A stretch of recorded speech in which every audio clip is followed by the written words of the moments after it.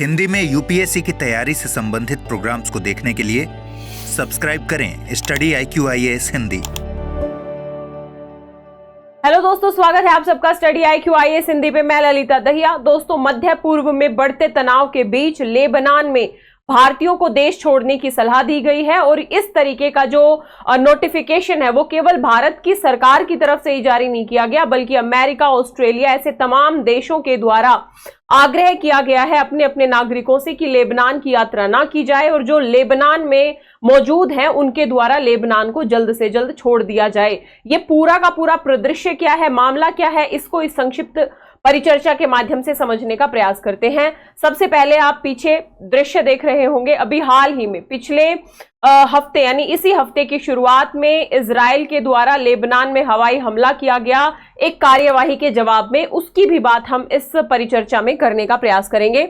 सबसे पहले तो मैं आप लोगों को बता दूं कि लेबनान में भारतीय दूतावास ने मध्य पूर्व में जो बढ़ता तनाव है उसके बीच भारतीय नागरिकों को देश छोड़ने की सलाह दी है। यह सलाह लेबनान पर इजराइल के हमले, ध्यान रखिएगा, हालिया इजराइल के द्वारा लेबनान पे हमले किए गए और इस सप्ताह की शुरुआत में तेहरान में हमास प्रमुख इस्माइल हानिया की हत्या के प्रतिशोध के तौर पे इजराइल पर हमला करने की ईरान की योजना के बाद आया है। हम इस परिघटना का भी जिक्र करेंगे जिसके तहत ईरान के जो धार्मिक नेता है खamenei, उन्होंने स्पष्ट तौर पे ये घोषित किया है कि इस हत्या का बदला ईरान लेगा प्रतिशोध के तौर पे यानी युद्ध के तौर पे।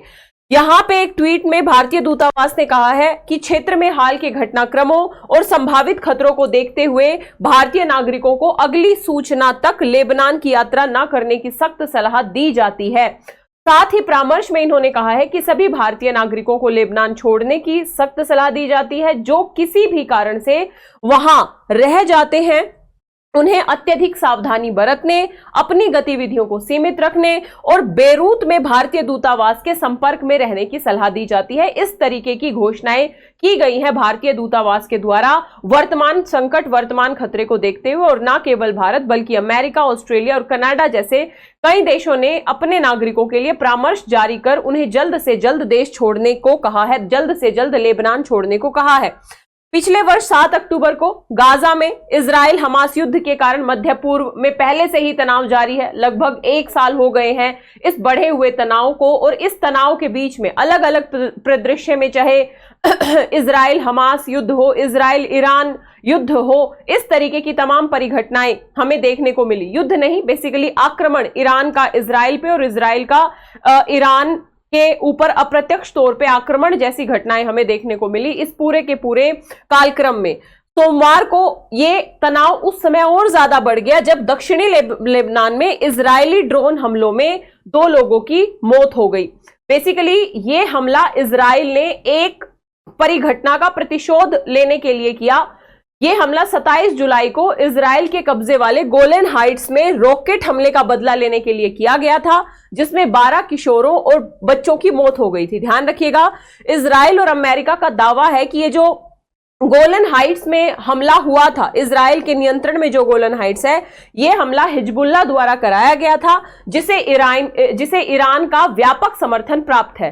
तो ऐसे में यदि एसोसिएटेड प्रेस की रिपोर्ट की बात करें तो इस आशंका के कारण इजराइल और हिजबुल्लाह के बीच पूर्ण पैमाने पर युद्ध छिड़ सकता है। बेरूत हवाई उड़ाने अड्डे पर उड़ानें रद्द कर दी गई हैं या विलंबित कर दी गई हैं। यह आशंका व्यक्त की जा रही है कि इस पूरे परिदृश्य में इजराइल और लेबनान के मध्य जो व्यापक युद्ध छिड़ सकता है। तो ऐसे में लेबनान में जो भारतीय हैं वो जल्द से जल्द लेबनान छोड़े और जो नहीं छोड़ने की स्थिति में है वो संयमित रहे, अपनी गतिविधियों को सीमित रखे और दूतावास के संपर्क में रहे। इस तरीके की तमाम घोषणाएं की गई हैं भारतीय दूतावास और अलग अलग देशों के दूतावासों के द्वारा। यहां पे हमास ने दावा किया है कि इजराइल हमले में इस्माइल हानिया और उनके एक अंगरक्षक की मौत उनके आवास पे ही हो गई।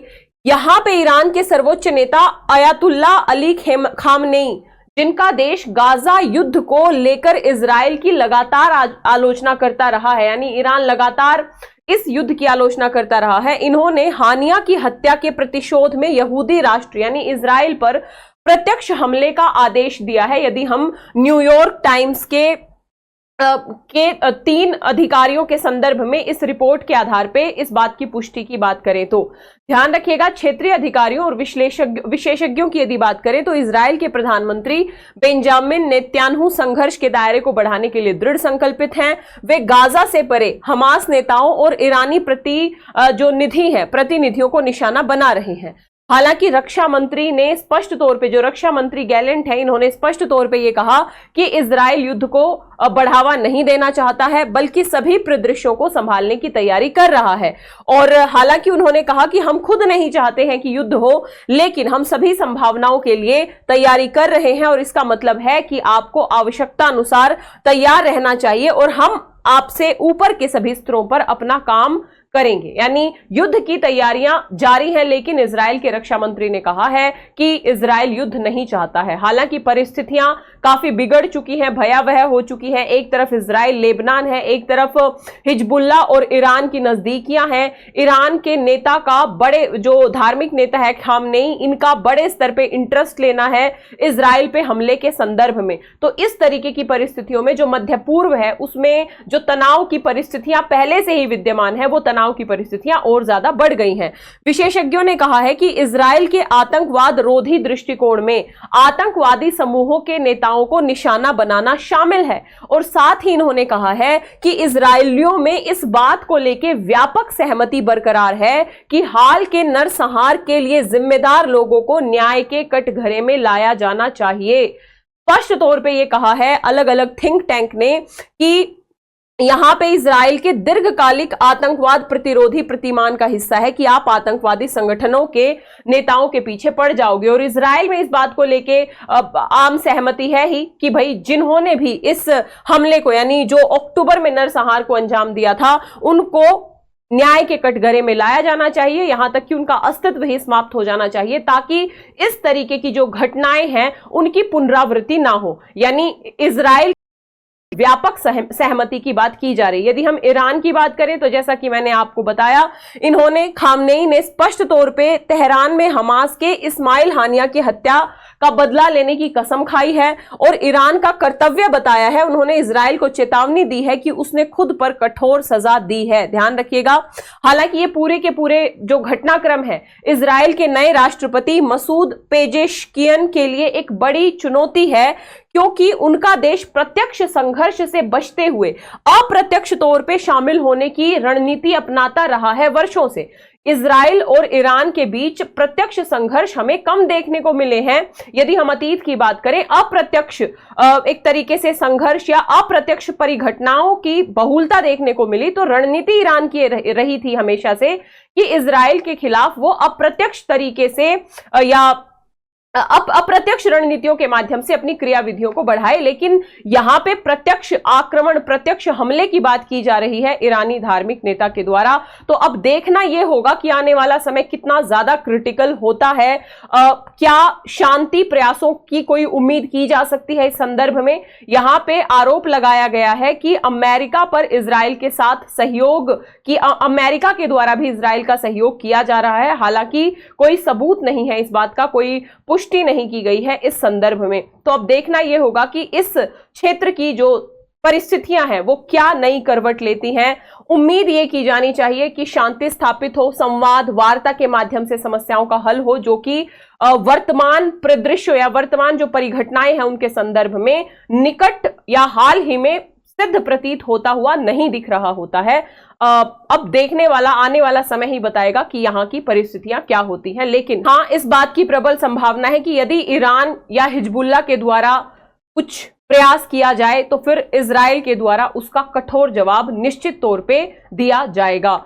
हालांकि हम अभी कोई भविष्यवाणी नहीं कर सकते हैं, ये आने वाला वक्त ही बताएगा। और अगर ऐसा कुछ होता है तो उस परिघटना को भी हम इस कक्षा के माध्यम से कवर करने का प्रयास करेंगे। आशा करती हूँ ये परिचर्चा आपको अच्छी लगी होगी। दोस्तों, यदि आप यूपीएससी की प्रिपरेशन करना चाहते हैं तो आप हमारे लॉन्ग टर्म बैच से जुड़ सकते हैं। 5 अगस्त से शुरू हो रहा है। देर किस बात की, फटाफट जाइए स्टडी IQ की ऐप या वेबसाइट पे, इस वीडियो के डिस्क्रिप्शन बॉक्स में लिंक दिया होगा, उस लिंक पे जाना है, कोड यूज करना है LDLIVE, LD लाइव कोड के साथ ये बैच आपको मात्र 32,999 का मिल जाएगा। ये एक लॉन्ग टर्म बैच है जिसमें बेसिक से लेके एडवांस लेवल की संपूर्ण प्रिपरेशन, GS की संपूर्ण प्रिपरेशन हमारे द्वारा कराई जाएगी, चाहे PT हो, चाहे मेंस हो, चाहे इंटरव्यू हो।